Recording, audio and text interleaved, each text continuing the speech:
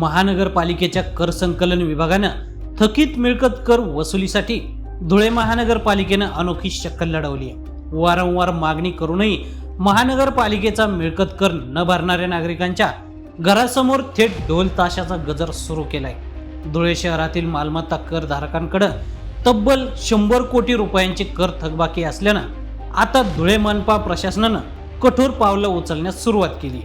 गेल्या 2 ते 3 महिन्यांपासून कर बाकी धारकांकडे वारंवार पाठपुरावा करून नोटिसा देऊन देखील करधारक मनपा प्रशासनाला कुठल्याही प्रकारची दाद देत नसल्यामुळं अखेर नाईलाजास्तव मनपा कर विभागानं करधारकांच्या घरासमोर जाऊन ढोल ताशे वाजवून कर वसुलीचा मार्ग अवलंबला आहे.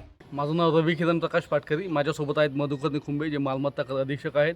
माननीय आयुक्त साहेब यांचे आदेश आहेत आम्हाला की लोक जर आता घरपट्टी भरतच नसतील, आम्ही यांना नोटिसा दिलेल्या आहेत.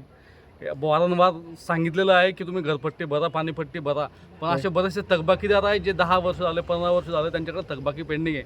तसंच आज देवपूर गल्ली नंबर 10 येथे आले असतात गुजराती म्हणून आहे, आपलं मारवाडी खंडेलवाल म्हणून आहेत, तर त्यांच्याकडे आमचे 2,74,000 थकबाकी बाकी आहे. मागच्या 10 वर्षापासूनची थकबाकी बाकी आहे, त्यांनी भरली नाही. आज त्यांचे सगळे दुकानं आम्ही सील केलेले आहे, त्यांच्या घरासमोर ढोल वाजवलेला आहे.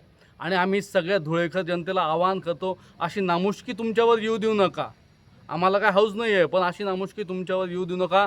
प्रशासनाला वसुली करणं आवश्यक आहे. माननीय आयुक्त तथा प्रशासक महोदयांचे आदेश आहे.